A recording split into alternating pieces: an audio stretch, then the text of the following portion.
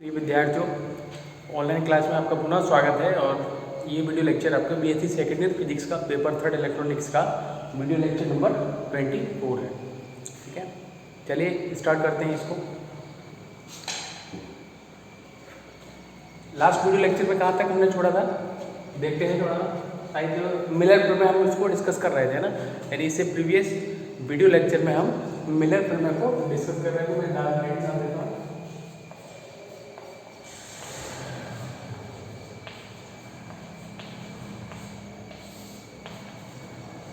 Miller प्रमेय या Miller theorem. Miller प्रमेय मिलर थ्योरम को हम डिस्कस करेंगे। तो इसमें देखो, मैंने स्टेटमेंट आपको लिखा दिया था। स्टेटमेंट क्या था, मैं एक बार फिर से आपको समझा दे रहा हूँ। स्टेटमेंट ये था कि कोई भी एक चतुर्थ टर्मिनल जालक है, 4 टर्मिनल नेटवर्क है, और ऐसा 4 टर्मिनल नेटवर्क है जिसके निवेशी और निर्गत सिरों के मध्य में एक उभयनिष्ठ प्रतिबाधा Z लगी हुई है, जो कि निवेशी और निर्गत सिरों के बीच में क्या है, कॉमन है। ठीक है, निवेशी और निर्गत सिरों के मध्य में एक प्रतिबाधा इम्पीडेंस Z लगी हुई है। ठीक है, एक ऐसा आपके पास टर्मिनल है। कौन सा? 4 टर्मिनल नेटवर्क। ठीक, अब आपको एक दूसरा 4 टर्मिनल नेटवर्क है, वो कैसा है, जिसमें एक प्रतिबाधा तो निवेशी सिरों के मध्य लगी हुई है। निवेशी सिरों पर भाई निवेशी पोर्ट में 2 टर्मिनल होते हैं ना, 1 1 करके ऊपर दिखाते हैं। अभी डायग्राम बना दूंगा मैं इसमें, है ना। तो एक प्रतिबाधा जिसको निवेशी प्रतिबाधा कहते हैं, वो निवेशी सिरों के बीच में लगी हुई है, और एक प्रतिबाधा है आपकी निर्गत प्रतिबाधा, जो कि निर्गत जो टर्मिनल है आपके उनके बीच में लगी हुई है। ठीक है, तो 2 टर्मिनल हो गए आपके, वो 4 टर्मिनल नेटवर्क हो गए, 2 चतुर्थ टर्मिनल जालक हो गए। तो ये दोनों चतुर्थ टर्मिनल जालक कैसे होंगे? समतुल्य होंगे। कब? जब जो दूसरा हमने चतुर्थ टर्मिनल जालक आपको बताया है, जिसके निवेशी सिरों पर प्रतिबाधा क्या लगी हुई है, Zi। निवेशी सिरों पर प्रतिबाधा क्या लगी हुई है, Zi, और निर्गत सिरों पर प्रतिबाधा क्या लगी हुई है, Zo। इनकी मान ये निकल के आनी चाहिए। क्या? देखिए जरा, Zi का मान क्या होना चाहिए, Z/1 माइनस A। Z निवेशी प्रतिबाधा की वैल्यू कितनी आनी चाहिए, Z/1 माइनस K। और Zo का मान कितना होना चाहिए, Zk अपॉन K माइनस 1। निवेशी प्रतिबाधा और निर्गत प्रतिबाधा की अगर ये वैल्यू हमें आती है, तो हम कह देंगे कि दोनों जो चतुर्थ टर्मिनल जालक हैं, 4 टर्मिनल नेटवर्क हैं, वो कैसे हैं, समतुल्य हैं, इक्विवेलेंट हैं। आगे बात समझेंगे नहीं, ये इस प्रमेय के कथन में दिया गया है। ठीक है, ये तो दिया गया एक ऐसा चतुर्थ टर्मिनल जालक जिसके निवेशी व निर्गत सिरों के मध्य एक प्रतिबाधा Z लगी हुई है। तो यह है एक ऐसे चतुर्थ टर्मिनल जालक के समतुल्य होगा जिसके निवेशी सिरों पर एक निवेशी प्रतिबाधा Zi तथा निर्गत सिरों के मध्य एक निर्गत प्रतिबाधा Zo लगी हुई है। ठीक है, क्लियर है। तो ये इसका स्टेटमेंट था। चलिए, स्टेटमेंट शायद मैंने लिख लिया था, अब इसका डायग्राम प्रूफ देखेंगे। और प्रूफ में स्टेटमेंट के अकॉर्डिंग डायग्राम बनता है, जो सर्किट डायग्राम, उसको हम यहाँ बनाते हैं। ठीक है, इसको मैं हटा देता हूँ। ये मेन पॉइंट है, ये आपको ध्यान रखना पड़ेगा। अगर स्टेटमेंट अगर आता है तो ये चीज़ आपको मेन चीज़ है, बाकी कोई ज़्यादा इंपॉर्टेंट नहीं है ये। ठीक है, ये आपका Z/1 माइनस K और Zk/K माइनस 1। ठीक है, चलो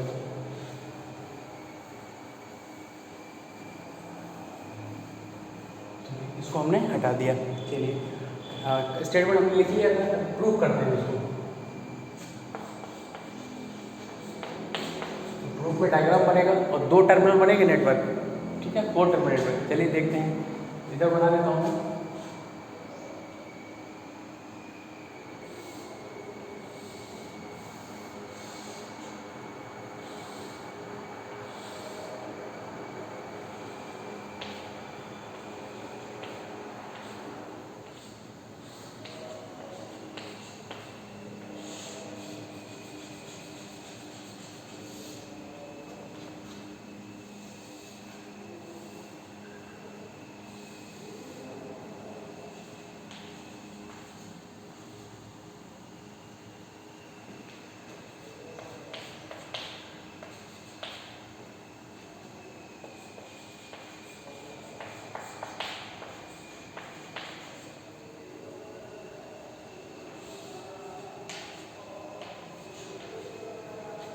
दिख रहा है ना? ठीक है,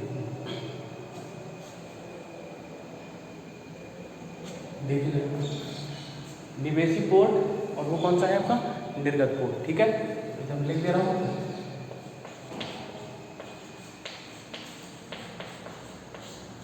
पोर्ट। ये दो पोर्ट का मतलब होता है दो टर्मिनल मिलकर एक पोर्ट बनता है। एक टर्मिनल ये टर्मिनल ये, तो दोनों मिलकर जो है क्या बना रहे हैं? पोर्ट। तो और चूँकि इधर इसको हम जो चिन्ह परिपाटी होती है वो बाएं जो सर्किट परिपथ के जो बाएं वाला भाग में जो धारा होती है उसको निवेशी धारा बोलते हैं, यानी कि निवेशी इनपुट होता है, और राइट साइड वाला क्या होता है? आउटपुट। ठीक है, तो देखिए जरा इसको यहाँ से ये धारा हमने मान लिया इसमें एक I2 धारा, एक आइडियल एक इसमें ये आइडियल सर्किट बनाया जाता है, कोई इसमें फिक्स नहीं है। अब आप देखो यहाँ पर कहोगे इधर से I1 जा रही है, उधर से I2 आ रही है, दोनों टकरा जाएंगे, सर्किट ब्लास्ट हो जाए, ऐसा कुछ नहीं होता। ठीक है, यहाँ पर हमें ये भी तो नहीं पता है, ब्लैक बॉक्स इसको बोलते हैं। इस ब्लैक बॉक्स में जो सर्किट डायग्राम है अंदर, वो सर्किट डायग्राम किस फॉर्म में हमें नहीं पता, कितने रेजिस्टेंस हैं, कितने कैपेसिटर हैं, ठीक है, कितने डायोड वगैरह लगे हुए, आई डोंट नो। ठीक है, किसी को कुछ नहीं पता है आपको कि इसमें क्या है, इसलिए केवल हम एक आइडियल बना लेते हैं कि इधर V1 है तो V1 से इधर I1 धारा जाएगी इस प्रतिबाधा में, और उधर V2 है तो उधर से I2 इसमें आ जाएगी। ठीक है, सिंपल सी चीज़ है। चलिए देखिए अब और देखते हैं। एक तो चलो टर्मिनल चालक आपका ही हो गया, 4 टर्मिनल नेटवर्क। ठीक है, इधर लिख दो निर्गत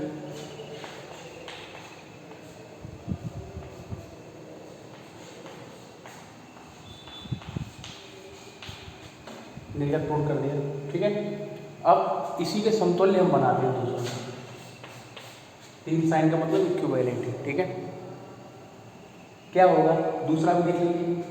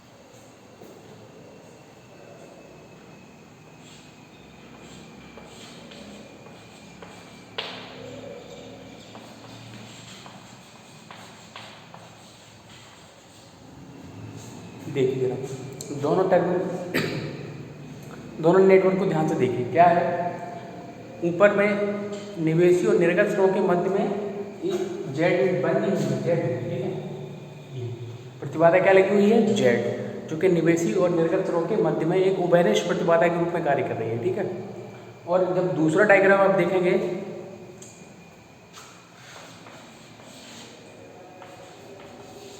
जब बी डायग्राम आप देखेंगे तो उसमें एक निवेशी प्रतिबाधा निवेशी सिरों के मध्य में लगी हुई है जेड आई के रूप में, और एक निर्गत प्रतिबाधा जेड ओ के रूप में लगी हुई है निर्गत सिरों के मध्य में। जेड आई की वैल्यू यहाँ पर क्या है, अगर आप ध्यान से देखोगे, जो मैंने वहाँ लिखी थी वही है, अलग से मैं लिख दूंगा अगर इसमें छोटा लिखा हुआ है तो। जेड आई बराबर क्या है? जेड अपॉन 1 माइनस के। ठीक है, ये वैल्यू होनी चाहिए थी। और जेड ओ कितना है? जेड के अपॉन के माइनस 1। ठीक है, इस वाले में बाकी सेम है। वोल्टेज और उधर V2 output voltage, input voltage V1, input current, ये जो इनपुट करंट है अभी किस में आ रही है? प्रतिबाधा जेड आई में आ रही है, I1। और आउटपुट करंट कहाँ जा रही है? जो आउटपुट इम्पीडेंस है आपकी निर्गत प्रतिबाधा जेड है उसमें प्रवाहित हो रही है। ठीक है, तो ये आपके दोनों मेन डायग्राम है, दोनों सर्किट डायग्राम है according to statement of Miller theorem. Miller प्रमेय का जो कथन है उसके अनुसार ये दोनों आपके डायग्राम है। अब मैं अलग से लिख दे रहा हूँ। ठीक है, जहाँ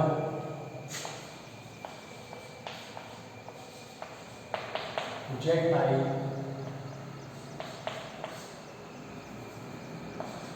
जेड अपॉन 1 माइनस के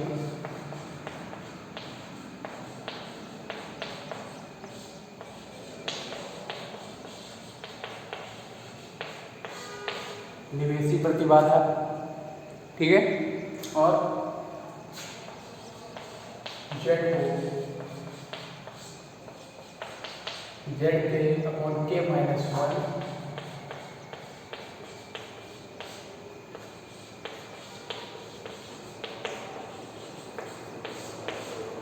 निर्गत प्रतिबाधा, ठीक है। तो देखो दोनों चीज, अब आपके दिमाग में एक क्वेश्चन ये आएगा कि इसमें आपको एक चीज़ ऐसी दिखाई दे रही होगी जिसके बारे में अभी आप नहीं जान रहे, ठीक है।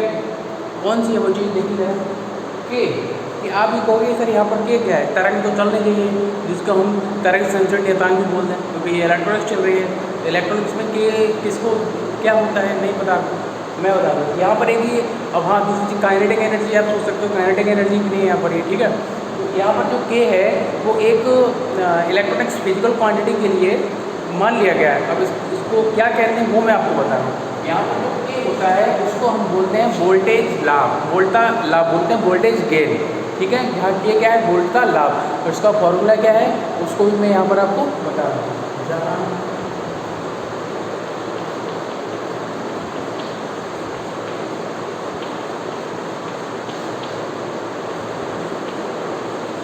वोल्ट का लाभ, ठीक है, वोल्ट का लाभ है। और इसको जो फॉर्मूला बन रहा है इसका V2 अपॉन V1, ठीक है। अब इस परिपथ में हमें करना क्या है, हमने ये हमें पता नहीं है अभी कि निवेशी प्रतिबाधा ZI और निर्गत प्रतिबाधा ZO के कितने मान हैं। अगर इतने मान आ जाते हैं, ये वैल्यू हो जाती है, तब तुम कहेंगे कि ये दोनों जो चित्र ए और बी में जो परिपथ दिए गए वो कैसे हैं, समतुल्य हैं। हमारा मेन काम क्या है, ZI और ZO का मान ज्ञात करना, ठीक है। इसका मान ज्ञात करना है, ZI और ZO का मान ज्ञात करना। और ये उसमें इसका यूज रहेगा कि वोल्टा लाभ है V2 अपॉन V1 का। आज आपको कुछ अग्र धारा लाभ और पश्च धारा लाभ और अग्र वोल्टा लाभ, उत्क्रम वोल्टा लाभ के फॉर्मूले आपको कैसे याद रखने हैं और उनके क्या फॉर्मूले हैं उनके बारे में मैं आपको बता दूंगा, ठीक है। तो अभी बताऊँगा कहीं पहले आगे पहले देख लेते हैं यहाँ पर। अब इसको आप नोट कर लेंगे, इसको हटा देना है ना।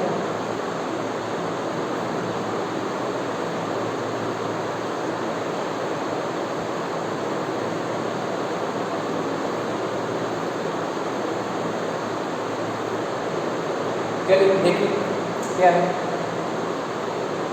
उपरोक्त प्रमेय को सिद्ध करने के लिए या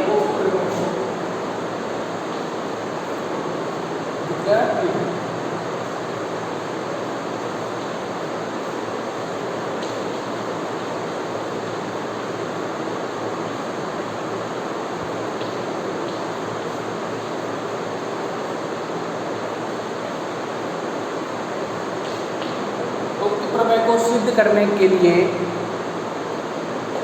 चित्र बी में निवेशी व निर्गत प्रतिबाधा के मान निम्नलिखित प्राप्त होने चाहिए।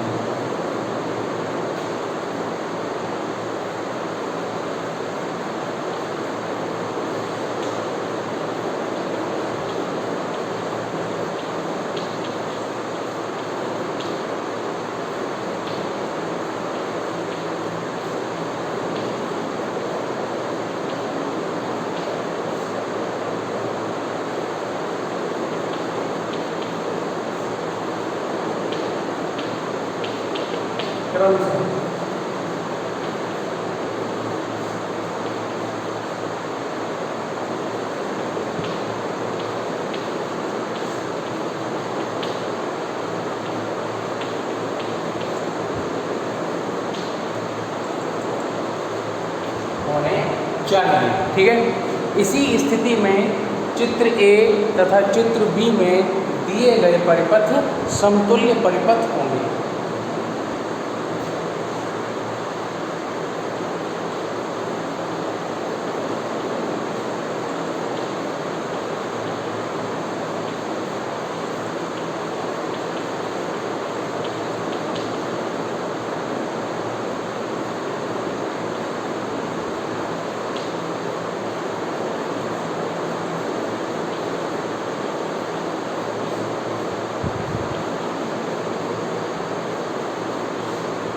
दिए गए परिपथ समतुल्य परिपथ होंगे।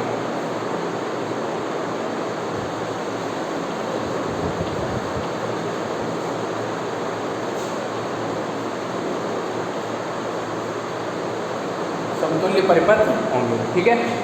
ये हो गया आपका, देख लीजिए थ्योरी। चलिए अब हम इनकी वैल्यू निकालते हैं, इसका ZI और ZO का मान ज्ञात करते हैं, ठीक है। चलिए इसको आप नोट करिए, लेकिन मैं हटा दे रहा हूँ इसको मैं।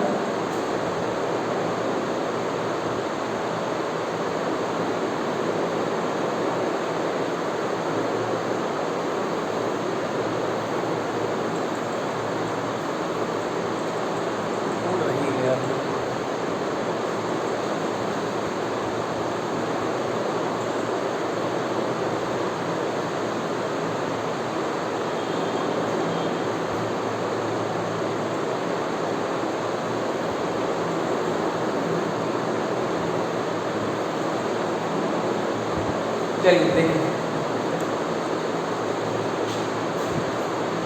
पहले चित्र ए की हम बात करते हैं, ठीक है। चित्र ए में ही, चित्र ए का ही हमें करना है। देखो चित्र ए के हम निवेशी कोड की हम बात करते हैं।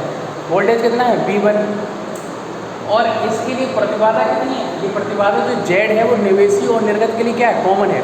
तो निवेशी के लिए वोल्टेज क्या हो गया V1, प्रतिबाधा क्या हो गई Z, ये प्रतिबाधा काम करेगी इसके लिए, और उसके लिए भी यही करेगी। जब उसको देखेंगे तो फिर से ये प्रतिबाधा यूज में लाएंगे, ये वाली Z वाली, ठीक है, ये वाली। और धारा कितनी है I1। अब देखो जरा यहाँ पर कि इधर वोल्टेज क्या है V1, हम निवेशी कोड के लिए बात कर रहे हैं ना।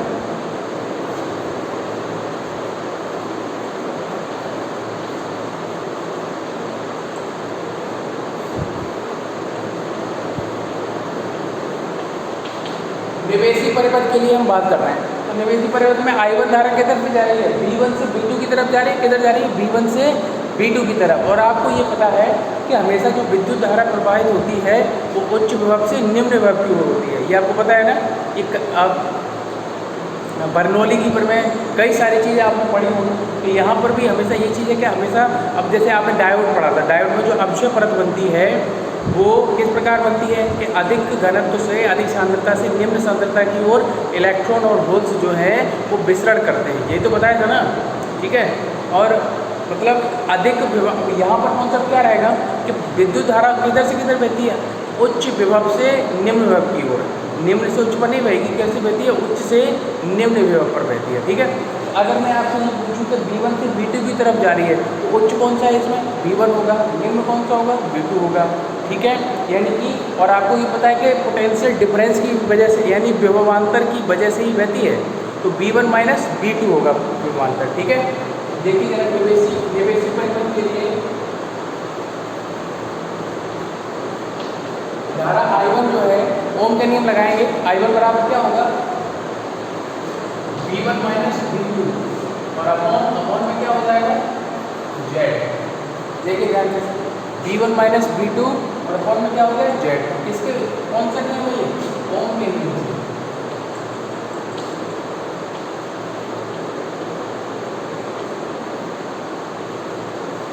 ओम के नियम से, ठीक है, ये आ गया। क्योंकि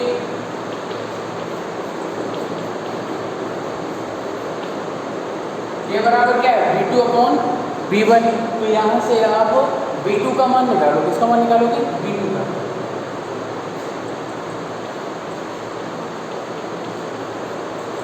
क्या आ गया, KV1।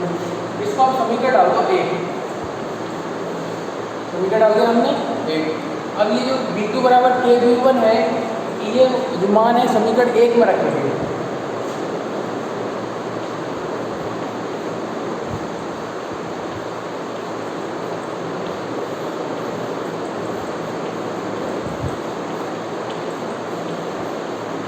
ये मान समीकरण 1 में रखने पर, तो यह मान समीकरण 1 पर रखने की, तो क्या आ जाएगा,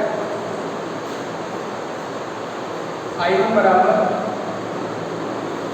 V1 minus KV1 upon Z।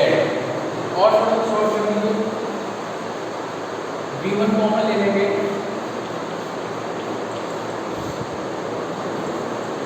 1 minus के अपॉन जेड। तो यहाँ से I1 बराबर क्या मिलेगा, दिख रहा है, I1 बराबर क्या मिलेगा, V1 अपॉन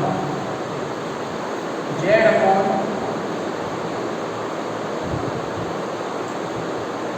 ऐसे लिख सकते हैं इसको, 1 माइनस के कहाँ ले गए यहाँ पे लेंगे, ठीक है, इसको डाल दो समीकरण नंबर 2। अब देखिए जरा, ये समीकरण 2 आ गया I1 का। अब जरा चित्र बी में देखिए जरा, चित्र बी में हम निवेशी प्रतिबाधा की अगर हम बात करें तो निवेशी प्रतिबाधा यहाँ पर क्या है, जेड आई है। ये भूल जाइए, ये वैल्यू आपके पास है, इनको पता नहीं है कि नहीं। तो ये V1 वोल्टेज, I1 विद्युत धारा निवेशी धारा और जेड आई निवेशी प्रतिबाधा। देखिए चित्र बी में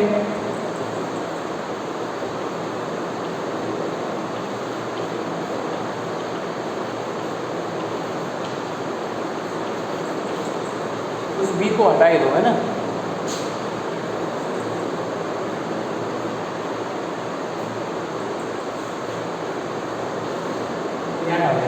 तो चित्र बी में निवेशी परिपथ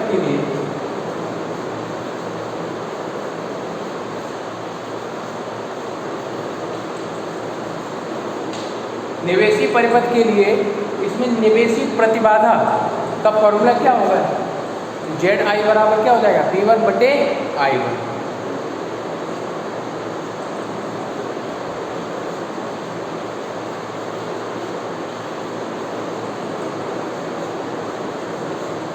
अब हम जो प्रतिबाधा की बात कर रहे हैं वो डायग्राम बी की बात कर रहे हैं यहाँ पर, ठीक है। तो जेड आई बराबर क्या हो जाएगा, V1 बटे I1, ये आ गया। अब इधर मैं इसको एक दो लाइन हटा दूँ तो जगह नहीं है वहाँ पर, आप नोट तो कर ही लेंगे ना, दिखाई दे रहा होगा मुझे, चलिए।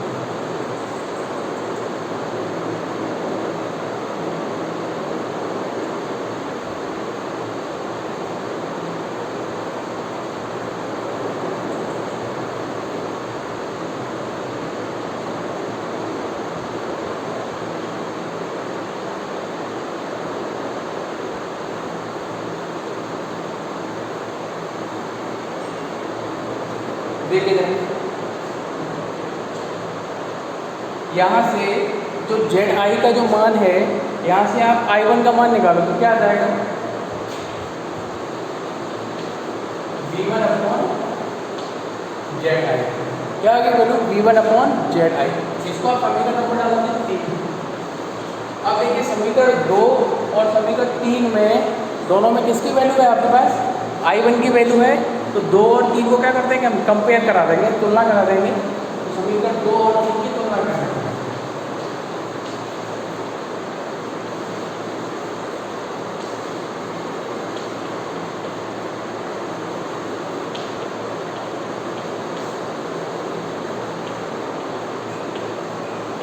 तुलना करा दीजिए, I1 V1 तो जेड आई बराबर क्या मिलेगा आपको, देखो ध्यान से, जेड अपॉन 1 माइनस के।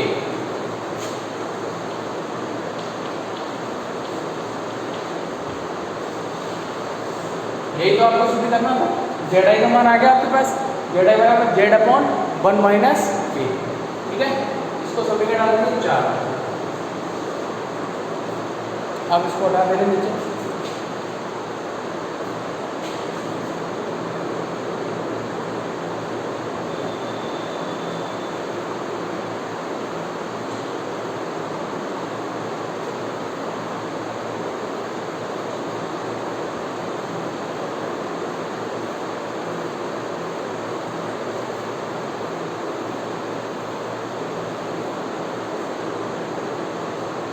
देखिए अब आपने दोनों ही परिपथ के निवेशी परिपथों को यूज में कर लिया है, ठीक है। अब हम बात करते हैं निर्गत परिपथ की। तो पहले हम चित्र ए के निर्गत परिपथ की बात करेंगे और फिर चित्र बी के लिए, ठीक है। तो ये भी आप नोट कर लिया, उसको भी मैं हटा दे रहा हूँ, है ना, तो जगह थोड़ा सा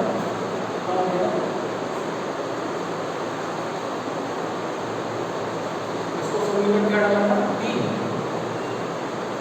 4 डाल देता है इसमें।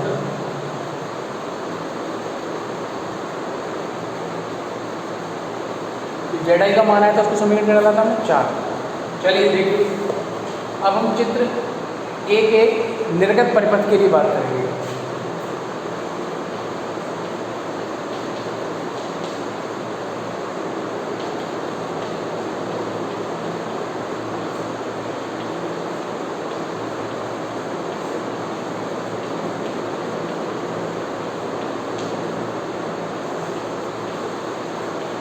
धारा कितनी है उसमें I2। अब देखिए अब I1 को भूल जाइए, अब हम निर्गत परिपथ की बात कर रहे हैं। वोल्टेज कितना है V2, धारा कितनी है I2, प्रतिबाधा यही रहेगी Z और V2 से V1 की ओर आ रहे हैं। तो अब डिफरेंस कैसा रहेगा, V1 माइनस V2 होगा या V2 minus V1, V2 minus V1। I2 बराबर होगा V2 माइनस V1 और प्रतिबाधा वही है क्योंकि उभयनिष्ठ प्रतिबाधा Z है। ठीक है, यहाँ पर हम क्या नियम यूज कर लो,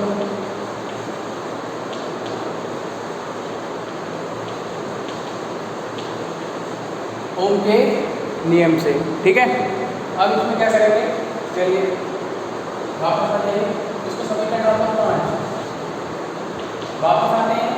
वोल्टा लाभ के बराबर V2 अपॉन V1, उसमें हमने V2 का मान निकाला था, यहाँ से हम किसका मान निकालेंगे V1 का, क्योंकि यहाँ पर I2 है और I2 से रिलेटेड कौन सा वोल्टेज है V2, तो यहाँ पर V2 खत्म नहीं होना चाहिए, इसलिए V1 को हम लैप्स करेंगे, V1 का मतलब मान रख देंगे तो अपने आप क्या होगा वो खत्म हो जाएगा। तो यहाँ से V1 का मान क्या आ जाएगा V2 अपॉन के, V2 अपॉन क्या है, V1 की वैल्यू समीकरण 5 में रख दीजिए।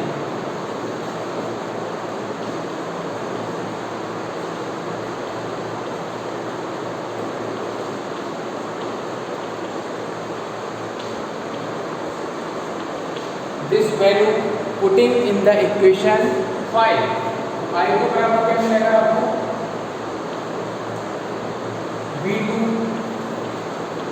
V2 अपॉन के और अपॉन में Z, ये वैल्यू आपको मिलेगी। अब हम ये डायग्राम भी हटा सकते हैं, ठीक है, इनको मैं हटा दे रहा हूँ।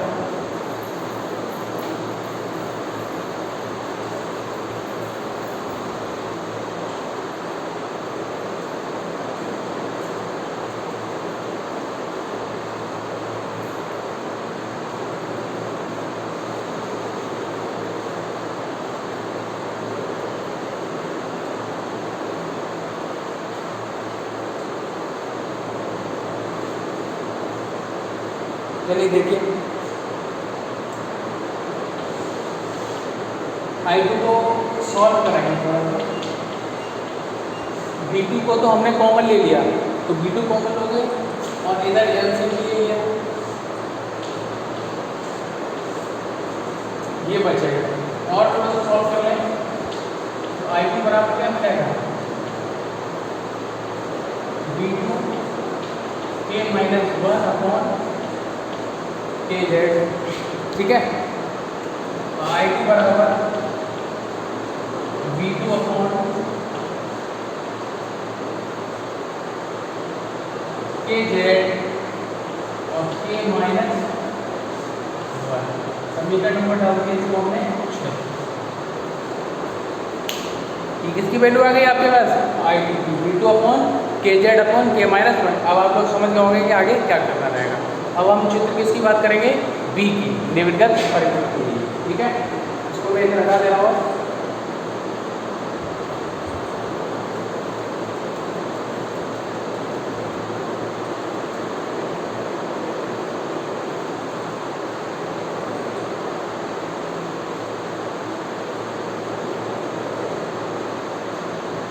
चलो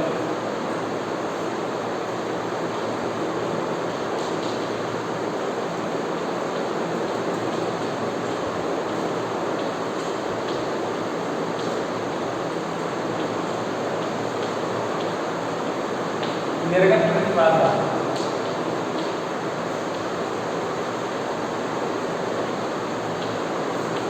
निर्गत प्रतिबाधा ZO बराबर क्या है V2 अपॉन I2, यहाँ से I2 नंबर आ जाएगा V2/Z2। सभी के नंबर आ गए 7। 6 और 7 दोनों ही किसकी वैल्यू है? आपकी I2 की वैल्यू है। दोनों को यहाँ पर कंपेयर कराएंगे और ZO का मान बताएंगे, और आप थ्योरी लिखकर कंप्लीट करके मुझे पूरा बताओगे कि पूरा हमने सॉल्व कर लिया है। ठीक है, ZI और ZO के मान आपको मिल जाएंगे। इसको कंप्लीट करोगे आप, क्या थ्योरी लिखनी है आप अपने हिसाब से लिख के मुझे व्हाट्सएप पे भेजोगे। ठीक है, ओके, तब तक के लिए ओके। और नेक्स्ट वीडियो